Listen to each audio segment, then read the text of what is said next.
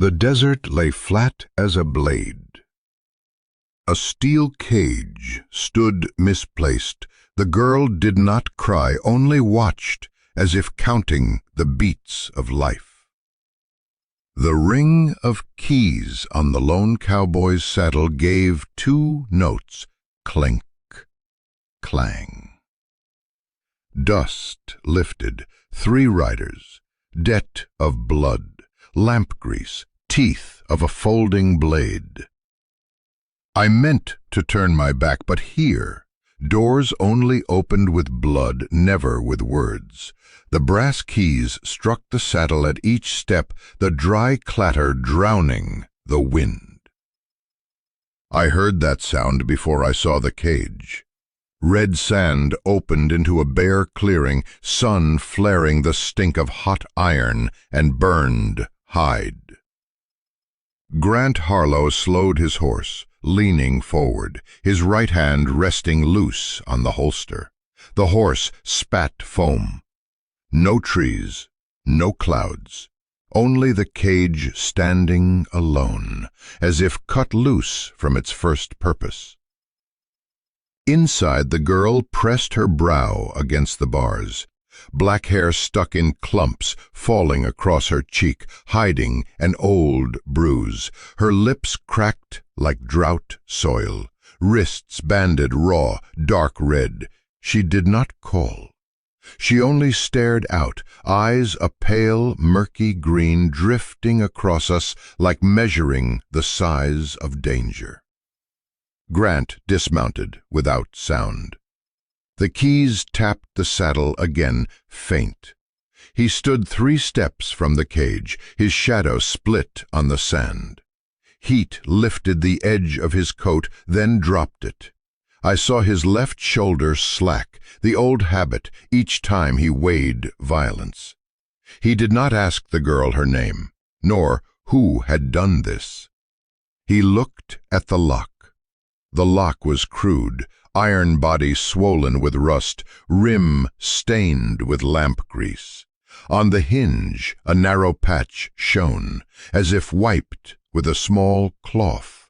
Around the base, sand scuffed into half a circle, like dragged boots. A bead of hardened wax clung to the bar, no larger than a child's nail. No smoke smell. No human smell, only hot iron and horsehide. Grant set the water can by the bars. He did not push it through. He did not pull back. The girl shifted her weight, tried to sit straighter, a thin hand reaching out, trembling, dirty, blood at the bone near the nail. He tilted the can, pouring slow. Water touched her mouth with a faint sound, not swallowing, but a pebble dropping into a dry pan.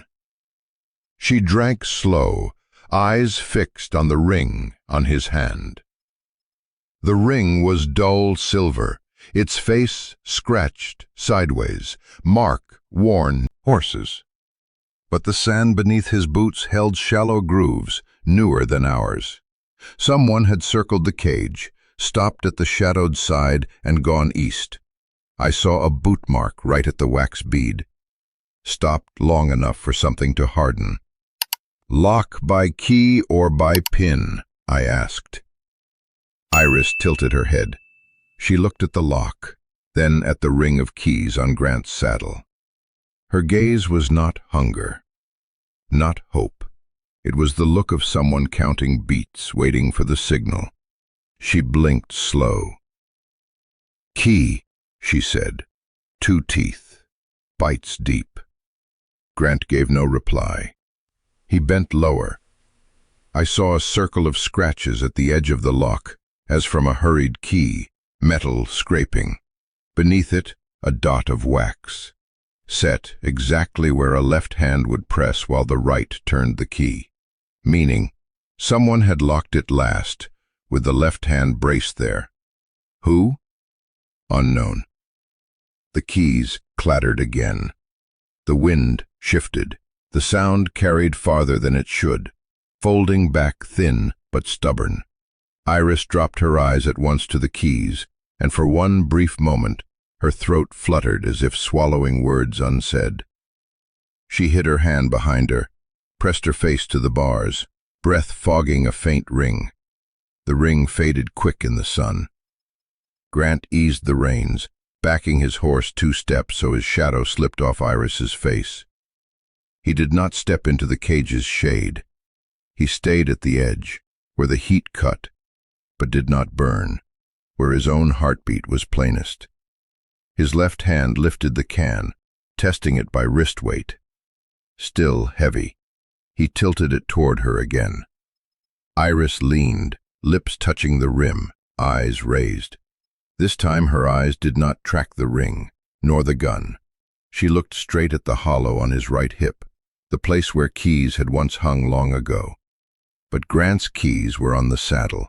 At his hip, only a slack loop of leather, string unraveling.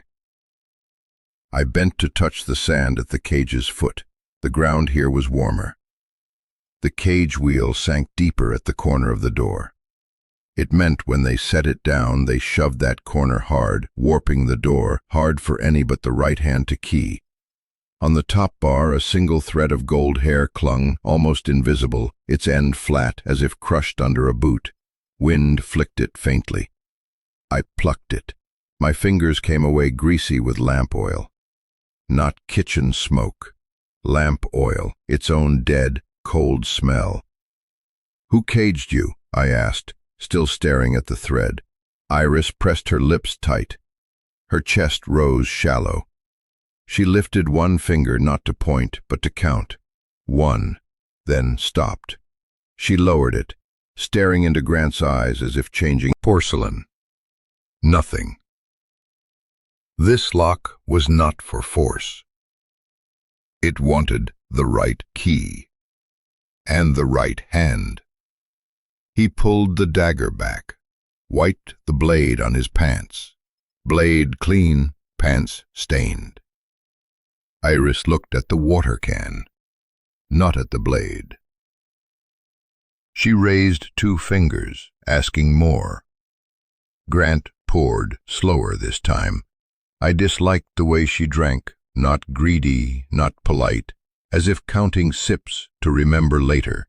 She wiped her mouth with the back of her hand, then looked at her own shadow on the sand, the shadow bent by the bars, its head touching the wax bead. "No one after you?" I said. Iris shook her head, but the shake was too short. Halted halfway, her neck tilted at an angle not clean, like a hand that could not draw steady. I heard my own breath in my throat. The wind paused.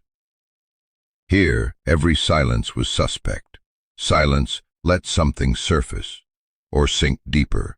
Grant lifted his eyes to the horizon. No horse dust. He looked back down, shifted the key ring on the saddle to still it. The metal noise stopped, sudden, making us hear another sound clearer, the faint trickle of sand sliding from the top bar of the cage. I looked up. On that bar, smudged fingerprints, darker, as if someone had climbed to tie something at the corner. The tie was gone, the mark remained. Iris spoke, her voice rougher. "Your name?" Grant did not answer at once. He glanced at the slack leather loop on his hip, then straight at her. "Grant," he said. No surname, no question back. She pressed her lips, corner twitched, not a smile, a recognition, like hearing a tune once hated. She looked at his keys again. The brass darkened under the sun. One small key had a slight bend at the second tooth.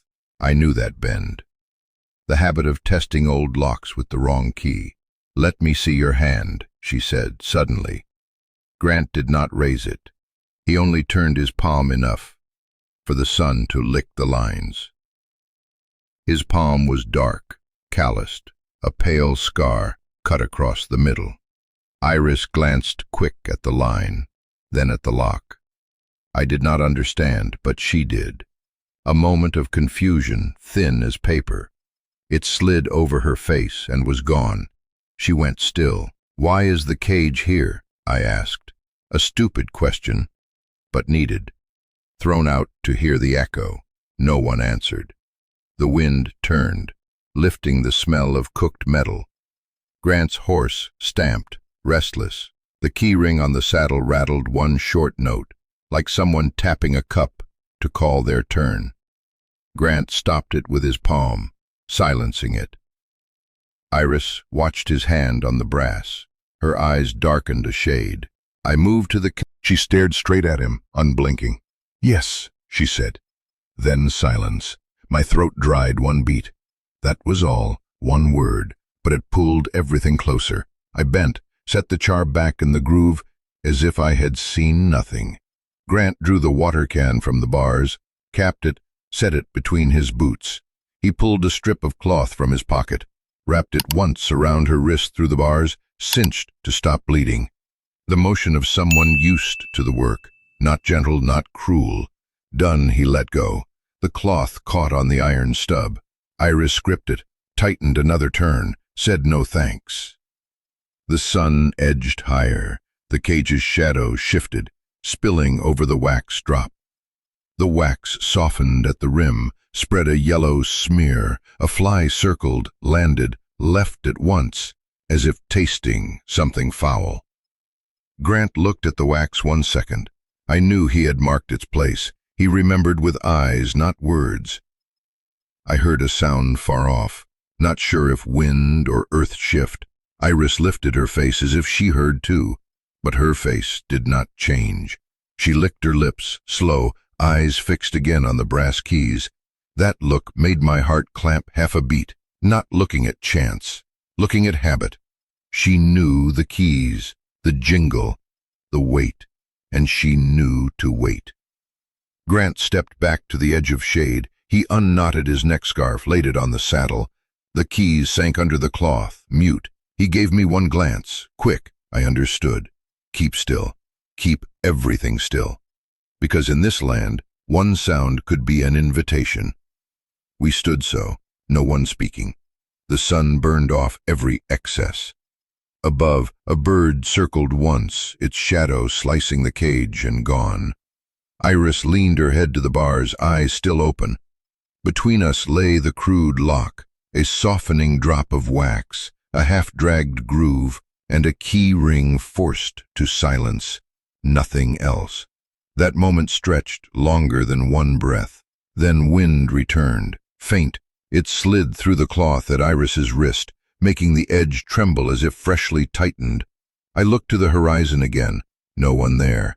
But I knew, behind each grain of sand, something was drawing back its legs. And between us, the jingle was hidden, but not gone, only waiting its time to return, sharper. Dust lifted behind us. Hooves struck dry ground, heavy, steady, then split into 3 beats. I turned before the dust broke over. 3 riders rose from the glare, as if out of burning cloth. The lead man on a fire-red horse, cropped mane, 2 others flanking, keeping to his shadow like hounds, holding their distance.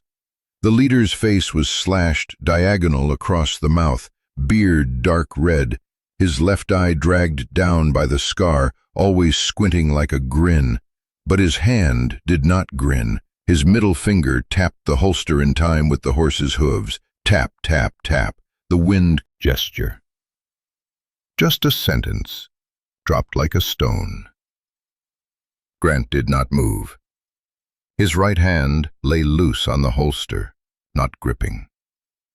His horse chewed thin foam, black eyes set in white.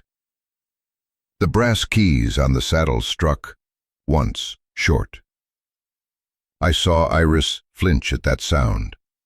Her lips clamped tighter, eyes fixed on the red dust falling off the leader's pant leg. The 2 men spread wide, like a fan. The tall, lean one, Kellen, held a dry chicken bone between his teeth, the tip wagging in time with the pulse in his neck.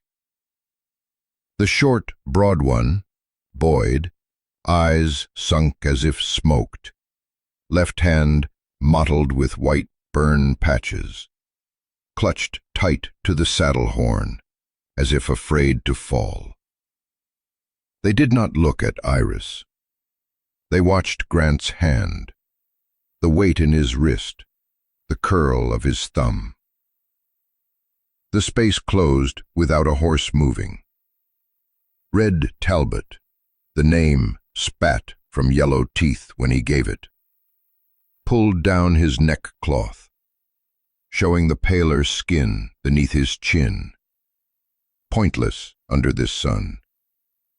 He swept his eyes across me as if swatting a fly, then stopped at Iris. "Still well, Iris Venn?" He spoke her name as if reading a bill. She lifted her head. Her throat swallowed hard. The name dropped into the heat like iron falling into shallow water. No one picked it up. "This cage belongs to anyone," Grant said low. His voice folded in the heat lifting from sand. "But the one inside needs water." He pushed the can with his boot. Metal hit the bars with a dull knock. Red half smiled. The scar dragged the smile late by half a beat. "Water I still give, on time, by measure." He glanced at the girl, as at a barrel, then at the keys on Grant's saddle.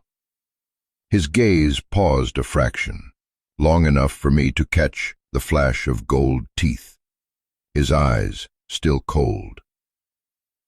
"Well now, fine keys." Grant did not move his hand. Iris looked at the leader, then back at our keys, longer, long enough to see the slight bend in the smallest key's second tooth. Her breath slipped thin through her teeth, hot. Kellen spat the bone, twirled it once, shoved it into his pocket. His hand dug deep, pulled a brass key ring. His wrist turned, the teeth splintering sun like scales. He shook it. Clink, clang, 2 notes.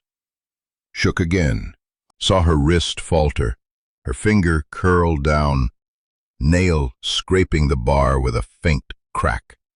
Fresh blood welled, dark red. Red flicked dust from his shoulder. Stepped 1 pace down the sand. His boot stabbed the half-dragged groove at the cage's foot. The groove I had seen. "You came on time," he told Grant. "Noon heat makes men soft, but debt is never soft." The word debt rasped through the scar, ground thin. He held out one hand toward Kellen, not looking, as if ordering a coat. Kellen understood. He shook the keys once more, flung them sideways to Red. The ring spun a circle in air, flashing like an insect. Red caught it left-handed, his palm thick with callus, black oil caught in the creases. I remembered the hardened wax bead on the bar, the lamp grease in the thread, small pieces drawing together. "That cage opens with our key," Red said, still even. "He who locks opens." He stood astride from the lock, not touching. His left hand turned the ring like prayer beads. Each spin, clink, clang. Each sound, Iris blinked once. Her lips drew tight, showing the edge of a tooth, white. Grant shifted his boot, pressing down the scarf he had draped over his own keys on the saddle, to keep them still. Our sound stopped. Only theirs remained. More than once, I saw Iris glance at the covered place. She knew it was there. She knew why it was hidden. Boyd slid his thumb into the white-burned ring on his left hand, rubbing, as if recalling. Sweat fell from his brow, burst on the scarred skin, would not soak. He winced. His eyes never left Grant's gun. "What does she owe?" I asked, to push something from my throat. Red glanced at me as at a grain caught in the eye. "Blood debt," he said. Her father took and ran. Iris stayed to mark the hour. As he spoke, he tapped his thumb along his index knuckle. 1, 2, 3. The count tight with the keyring's chime. Not a beat off. Grant looked at Iris, not asking if she was debtor, asking something else. Had she once held such keys? Iris did not answer by mouth. She turned her wrist, the bandage Grant had wrapped, scraping the bar stub, fraying a little, exposing a callus at her palm's heel, the callus of one who turned keys for hours. I did not want to see, but the desert's eye made me. Wind shifted, brought lamp grease to the right. Kellen caught it. He lifted his nose like a hound catching scent. He glanced up at the cage's top. River to gauge its width, not its depth. Her eyes held no pleading, no defiance, only counting. She was counting the minutes before something came. Grant dipped his chin, enough for his hat brim to shadow his eyes. His right hand still loose on the holster, his left hand open, empty, hanging at thigh. Across that palm a white scar ran. The line I had seen. I did not know why I remembered it so sharp at this moment. Maybe because Red caught the keys with his left. Maybe because the wax bead clung to the left bar. Maybe because everything was sliding left, like a table, tipping slow. Boyd spat. It steamed before it hit sand. "Open it, boss," he said, eyes never leaving Grant.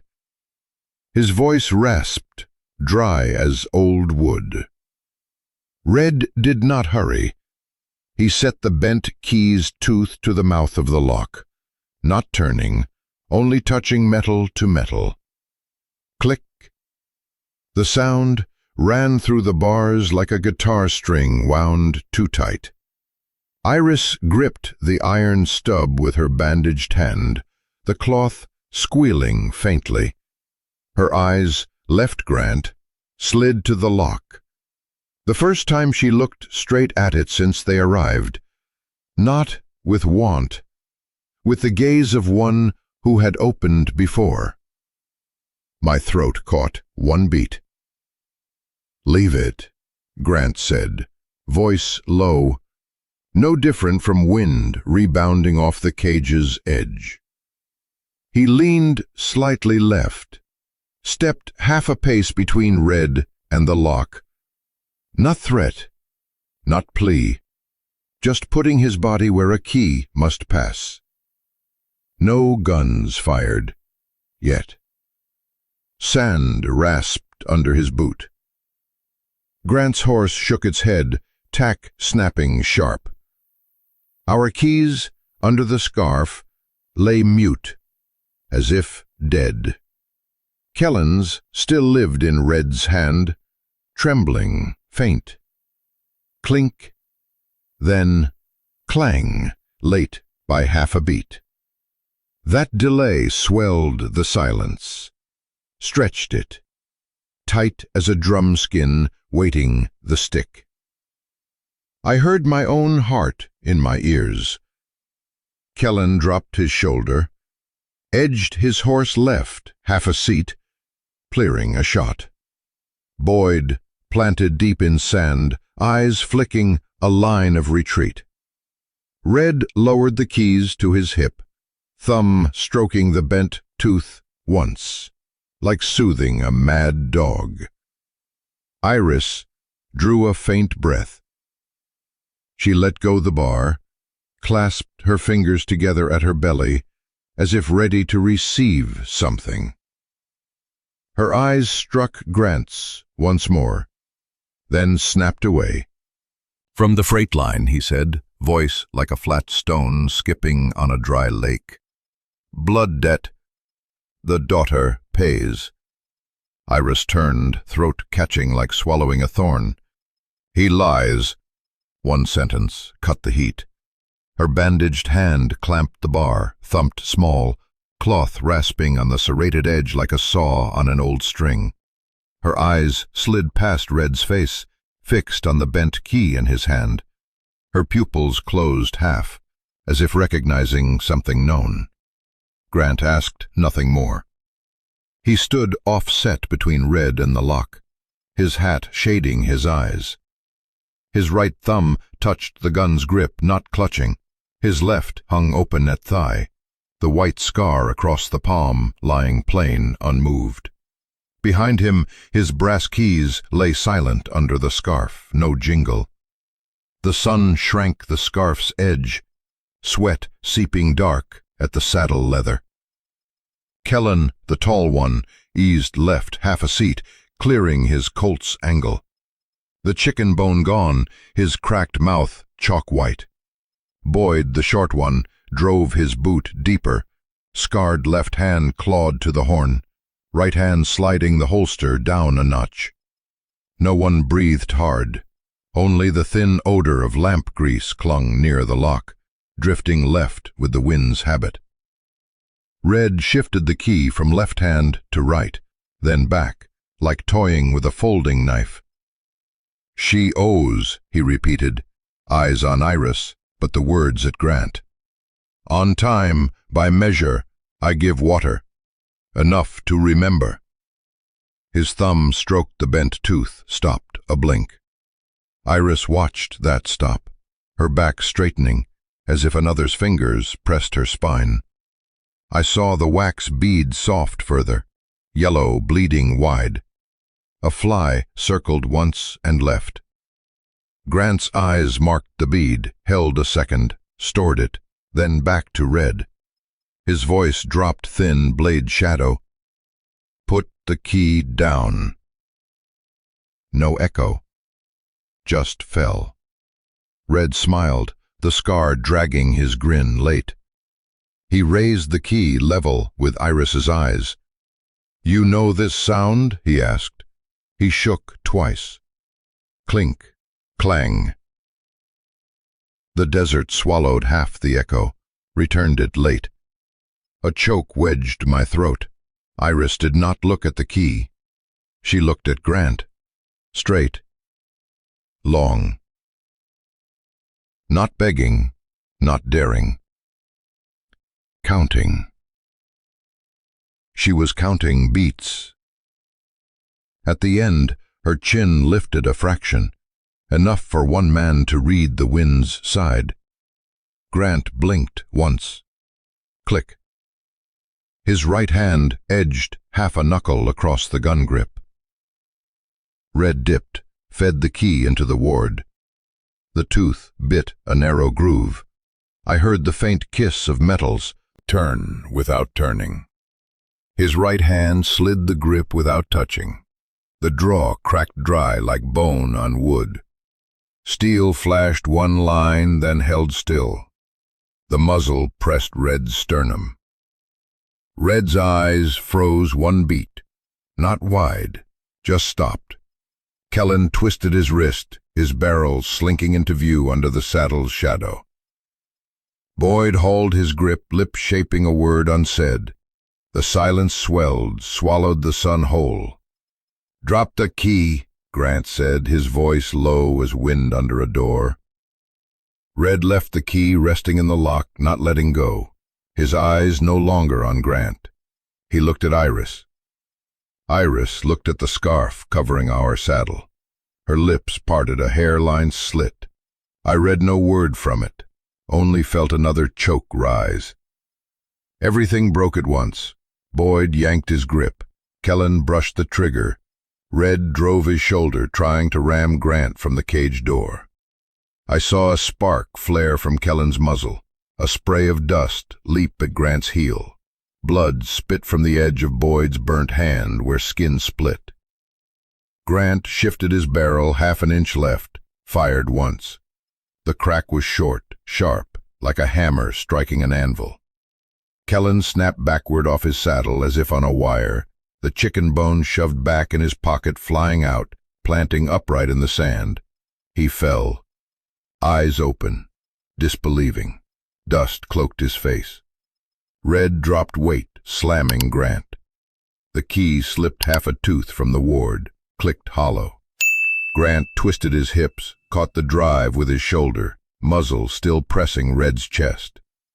"Down," he said low. Red froze one beat, then buckled to one knee. Dust fanned his trouser hem. Boyd fired twice into the gap. One shot tore the cinch strap, gutting the saddle. The other ripped the horse's shoulder hide. The beast reared, eyes wide white, screamed voiceless, foam blowing. I heard leather split like canvas. Grant's key ring flew free from under the scarf, gave one lone chime, then dead, dropped into sand. The horse collapsed, knees buried in hot ground, foam mixed with dust into gray paste. It strained to rise, hock shaking, then dropped. Smell of hide scorched, blood, hot iron. Smell I had known in a slaughter stall.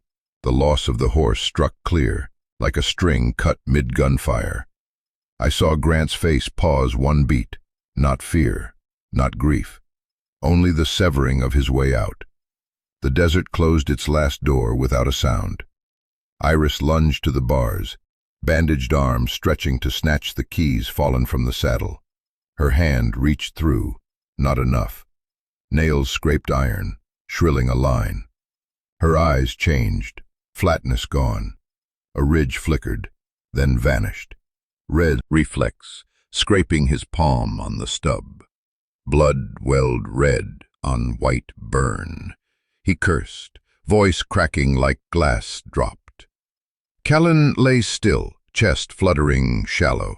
His shadow shrank as the sun climbed. The chicken bone quivered in the sand with the gun's aftershock, like a stubborn thing refusing to fall. Grant wrenched Red's pistol hand with his scarred left, twisted his wrist, ground his face into sand. Red's skull struck the softened wax bead. Wax smeared into his hair, oil sharp in my nose. "Drop the key," Grant said again, driving a knee into his spine. Red yielded. The key jiggled, stuck, held by the notch. Grant leaned, saw the bent tooth lodged true, a plain proof for next time. Grant's horse gave one last thrash, skull thudding the saddle, flinging his own key ring up before it rolled twice. Clink, then gone. Sand drank the sound. I saw Iris bite her cheek till a spot of blood showed. Her hand reached through, clawed the keys with her nail, dragged them halfway. Grant glanced, a dry glance. No shout, no shot, only marked. She let go, as if scalded. Boyd staggered back 2 steps, muzzle wild, fired once. The bullet tore Grant's hat brim, cloth fluttering loose but missed. Grant dropped low, kicked Boyd's ankle. He buckled. His gun flew, skidded, speared the chicken bone. The bone snapped. 2 dry ends pale as confession forced. Red twisted under Grant's knee, straining to slip. Couldn't. He lay stubborn. "You won't drag her anywhere," he rasped, sand choking his mouth. No horse, not enough water. His eyes cut to Iris, thin, like a calendar tick. Iris did not take it. She looked at the lock. Only that, where the bent tooth sat. I saw the sun strike metal, sharpening all edges. Sweat ran my spine, soaked the belt, vanished quick.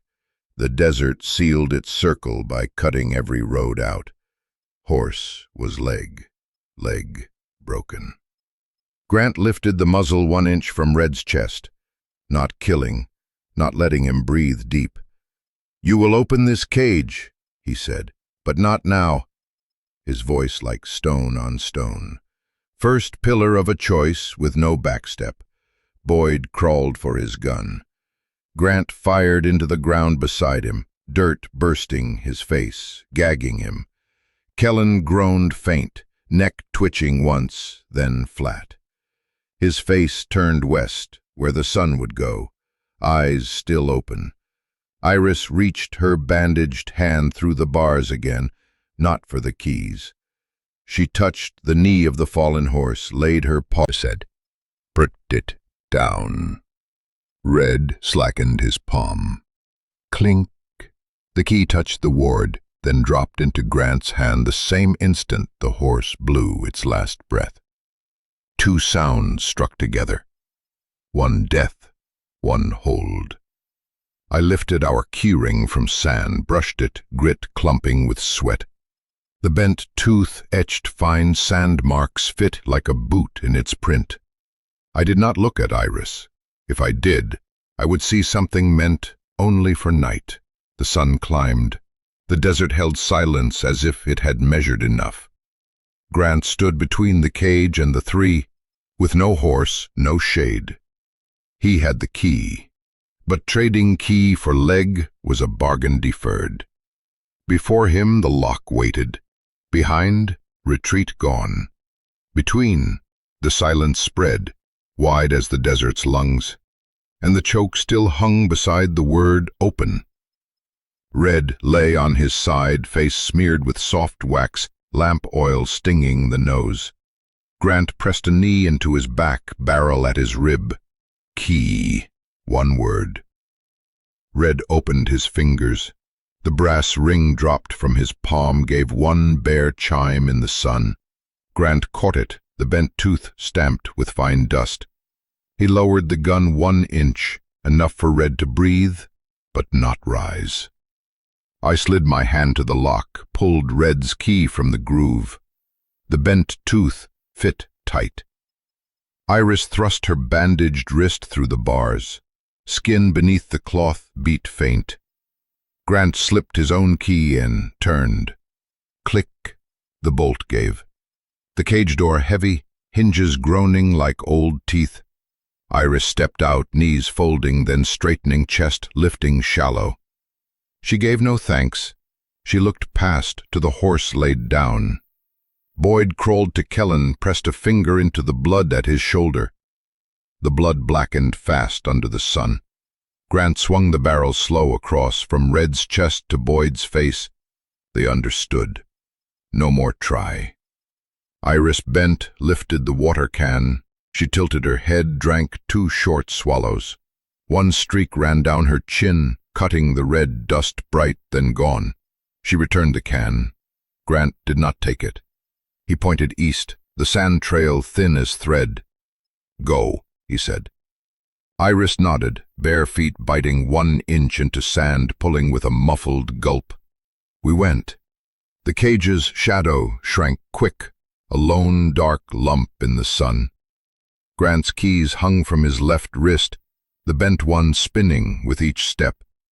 Behind, Red squinted at us through scar-drawn grin, unfinished. Boyd muttered half words. No more shots, not mercy. Heat and distance. The sun hammered the neck like a mallet. Dust stank of iron and old oil. The stink of dead horse drifted on the wind. Keys chimed faint, like glass touched. He clenched them to silence. At deeper noon we stopped under a low rock. Its shadow covered 2 shoulders only. Iris crouched, knees to chin. Grant opened the can. He tipped a little, measured by eye, the line lower than morning. He said nothing, handed it to Iris. Her hand shook, faint. She drank. Grant did not. He switched the keys to his right wrist, letting sweat run down the left. We walked on when the shadow left his hat brim. The wind shifted, carrying earth smell long without rain. Iris quickened half a step, her back straight, eyes not on the trail. fixed ahead on some empty point already drawn. I watched her prints, shallower than Grant's. In places, sand darkened odd. Not rain, not seep. I bent. A few dark spots, round, sunk fast, gone. Water. Thin foam still glinting. Grant saw too. He did not stop. He stepped across, laying his own print over, his chin raised, a thin vein rising at his neck. Iris looked. Her gaze slid to his hand, gripping the keys. Her chin dropped a fraction. No words. By mid-afternoon, the sand cooled on top, still burned below. We followed a ridge of stone. Grant lifted his hand. Stop. He heard something, far. Not hooves. A thin droning, like a wooden wheel turning slow, deep. Iris stopped. Her eyes darted toward his hand's point, not lingering. Her lip pressed white. Grant gave rest. He set the can between them, his hand on the lid, not opening. Silence. Wind rasped over knees, whistled on stone. Dust sage, gave a faint bitter smell. I heard my own heart, uneven. Iris reached. Grant did not pull. He shifted his hand, let her take it. She twisted the cap. It popped. Familiar. She raised, waited a beat, drank. When she lowered, Grant steadied the can, tipped just to see. The level had dropped sudden. He looked up. Iris's eyes slipped aside to the rock's edge, where a dry stain stretched long, as if poured, then wiped. No one spoke. The wind paused. Sage dust stilled. Only Grant's gaze remained, cold, direct. Iris held it 3 beats, slow, then turned, brushed the band across her mouth as if wiping some cling. We moved on. Sand turned from red to dirty yellow. Sky darkened. Sun dulled, its blade worn. Gravel cracked underfoot. I heard another sound, metal brushing cloth. Faint, clink, and clang half a beat after. Not Grant's. His ring lay clenched. I glanced. Lamp grease clung in the wick of a tin, throwing a low yellow flame. Grant did not look at it. He looked at the can's lid. When we passed the rock, who poured water? Not a question. A cut. Iris gave no reply. She sat, fingers clasped, eyes watching flame through the gaps. The flame danced in her hands like a beast caged. I tore a strip of dried meat. Salt cut my tongue. My throat burned thirst. Grant did not eat. He drew the slim knife, shaved wood for a spit. The blade moved smooth, noiseless. His keys on his wrist gave no sound. Silent enough, I heard stone crack with heat. Wind swept. The flame leaned. Red light brushed across Iris's face. The white line by her lip was gone. In its place, a dark speck. Dried blood. She licked her lip. Tongue hit the taste of iron, halted half a beat. Her eyes slid to Grant's wrist, stopped on the bent key, then dropped to the can's lid, then to her own pocket. Grant raised his head. "Take it out," he said. 2 words, heavy as stone. Iris did not pretend not to understand. She reached into her pocket, pulled out the ring. A faint clink. The small key was smeared with dried brown blood, caked at the bent tooth. Not hers, not Grant's. Cold, its scent gone, baked away by the sun. She laid it in Grant's open palm, the palm crossed by an old white scar. The teeth scraped skin with a sound like sand breaking. That moment turned. We thought we were free when the cage opened, thought holding keys meant away. Now the ring had lain in her hand before his. The road circled back. Grant's eyes did not close. He stared. Iris gave no apology. She shifted upright, back straighter, foot drawing nearer the fire, as if to shake a faint chill. The wind died. The flame stood straight a moment. In that silence I heard it, faint crack, crack behind. Not insect, not wood. I turned. On the ground at Shadow's edge, a bead of wax, fresh, still glossy, shrinking at the rim. A black wick, no larger than a pinhead, sat in its center, smoke hair thin. Not from our fire. Another oil, cheaper, rank. The bead lay square in the wind's path, carrying scent wide. I looked at Iris. She did not look at it. She looked east, eyes narrowed, as if waiting for a figure to rise from the sand's rim. Her hands knotted tighter, knuckles white. I saw Grant's nose ridge draw one pulse. He shifted the gun to his right, shoved his keys deeper into the pouch with his left. "How long?" I asked. No subject. The wind stole it. Iris gave no ask. "For whom?" He laid the wick across Red's keys, clamped it shut, a thin proof, soundless. Day's shadow drew fast. On the horizon, a gray dust line rose no higher than the knee of the sky. No hoof beat. The wind swallowed sound. But silver tack, if there, would show. I saw a glint, then gone.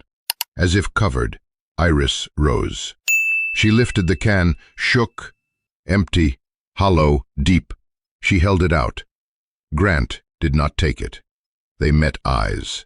In hers a faint streak of weariness, in his only the road ahead. He lowered his hand, lifted Red's keys, wrapped them round his scarred wrist. Metal kissed the scar with a faint chime. Iris closed her eyes one beat. We doused the fire. Ash, white as salt. Grant swept the prince around the pit with a branch of dead cactus. I kicked at the wax, cracked it into 3 small pellets, round as bullets. Iris turned, stepped ahead half a pace. Did not look back. Grant's keys chimed 2 notes, then stilled. Clink, clang. No lag, no echo. Only forward, into where no water lay. Night fell, lead-gray. The wind turned, carrying a strange scent across the ear, not stopping. I asked nothing more. Questions spent spit, and every answer already waiting at the camp ahead. The place of oil lamps, the place where keys would lie proper on a wooden table, the place where we would learn whose they were from the start. Morning rose pale as ash, cold clung beneath sand, unseen by night.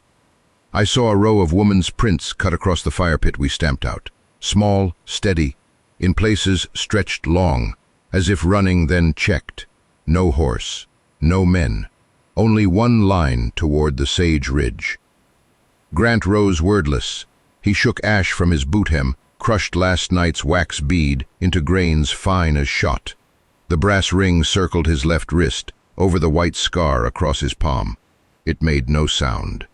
He clenched the teeth shut, lifted his gun with the other hand. Iris was not there. Fire cold. Can hollow.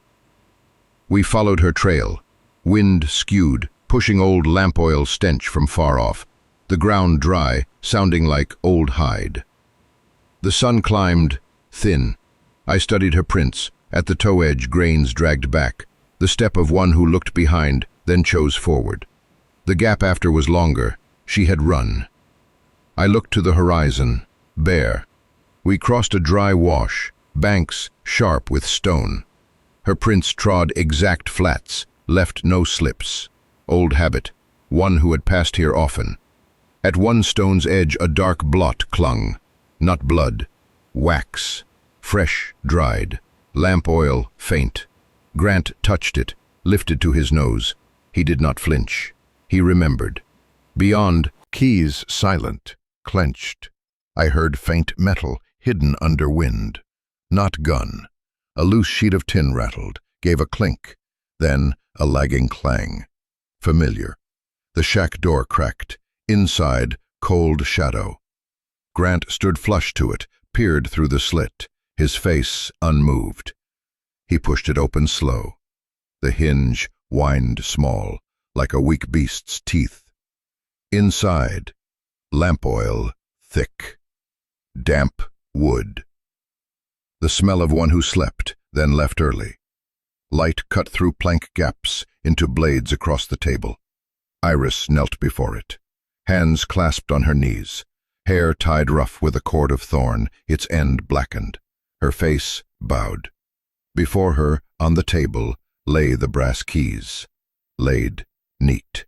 The small, bent one streaked with dried blood, dark, shrunken at the tooth. Grant did not step at once. He stopped at shadow's edge, eyes sweeping the floor. Old boot marks, deep, in and out. No more than a night old. Not many. 2. In the corner, a lamp jar uncapped, wick protruding like a grain. Beside it, a rusted lock, torn off something, its bite marks like the cages. Enough. Iris lifted her head. Her eyes went straight into Grant's face. No plea, no defense. 2 seconds, empty. Her chin lowered half a notch. Her hands did not part. She shifted her left knee, sank deeper. I did not hear her breath. Grant stepped in. 3 steps. The gun lowered. Floorboards creaked under weight. He set his left hand on the table, slid a finger across the bent key. Metal touched skin, rang faint. He turned it a fraction. The bent tooth matched the wear in the rusted lock. A notch met a notch without force. Every fragment of the last days fell into one place. Iris did not close her eyes. Wind cut through tin, blew her hair across her cheek. One strand snagged at the lock, caught in dried blood. She did not pull it free. The pale line on her chin, drawn by thirst, was gone. A fresh bead gathered at her tongue's edge. Grant lifted the key from the table, weighed it in his palm. The ring was heavier than his, 1 leaf newer, less scored. He set it back, did not take it. His hand brushed the loose lock, nudged it half a finger closer to the table's edge. It did not fall. Nothing fell. At the table's side, wind had pushed sand into a thin ridge. On it, a sweep from someone's coat hem. Cloth, thick, wooden button. Not Iris's coat. In the corner, a broken chair leaned. On its back hung a twisted hemp loop, knotted for wrists, polished smooth at the place rubbed. Beneath, a man's boot print paused 1 beat where a bead of wax no larger than a chopstick's end had fallen. The wax still smelled. Grant, straight voice, thin, cracked. 3 words, dropped like small nails on the table. I did not know who they were. I knew the road here. I knew the hurried prints away. Grant tilted his head. He lifted his hat, set it on the table's edge. Its brim torn where the bullet had cut yesterday, the ragged cloth stuck with dried sweat, frayed. He did not ask, "Why bring me here?" He did not ask, "Who lit the wax?" He did not count sins. He counted the road left. In silence, I heard water far. Maybe wind through stone. Maybe nothing. I looked out the door. Sky turned silver, sun dimmed. Dust to the east rose higher than morning. No tack flashing, no badge glint. Only blank. Iris rose slow. Her knees cracked. She set 2 fingers on the keys, turned 1 notch, let go. "If we open," she said, "someone will come." She swallowed. "If we don't, someone will come." Her eyes fixed nowhere in us. They stood in some middle ground, not ours. Grant took back his hat, set it on. He wrapped his own keys tighter round his wrist. Brass pressed into scar. The metal dulled some part of it. He lowered the gun's muzzle, thumbed the safety, held the door. I thought he would take the keys from the table. He did not. He left them, laid neat as found. Iris walked round the table, touched neither lamp jar nor lock. She stepped to the door, stopped at the threshold, listened to wind. I followed. Grant held back one more beat. Light bent gold across the table. The dried blood cracked into small islands. The bent tooth lay on the edge of one. Its fit needed no proof. We left the shack. Wind dragged through torn tin. The first clink came without the lagging clang. Half a sound. A snare with no bait. I looked back. The door closed against the wall, not latched. Inside, the keys still lay. The room kept its smell of lamp oil and damp wood, like a throat holding back a secret, half said. Outside, Iris's tracks crossed old wagon ruts, curved, then went northwest. Sky dimmed. Birds flew low. Dust stung my eyes half shut. Grant did not slow. He walked like a man who had chosen his losses yesterday. Horse lost. Water lost. Retreat lost. Only forward. Iris walked beside, half astride. She did not look at me. She looked where the road met the sky. She did not ask why he left the keys. I did not. Because asking costs water. At the ridge's end, our shadows stretched, merged, then split as the wind turned. Behind, the shack sank, leaving only a scrap of tin, white. Came late as a lifetime, and silence would last longer. The brass keys still lay there, bent tooth tight in the wear. Lamp oil dried into a black bead. No hand touched, no voice explained. In this land, betrayal does not shout. It rings two notes, clink, clang. At first, harmless. On the road, suspicious. At the end, proof. Freedom, sometimes, is only a door opened by a lie, and paid with a horse, with water, with the road behind. So where is the right to lock it and keep a secret still, or to open and draw blood? To save with a lie, is it different from binding with truth? If you were Grant, would you take the keys or leave them? If you were Iris, would you light the lamp again or snuff it out now? Wind turned. Metal mixed with sand. The rest, each must choose where to stand and how long to carry that sound.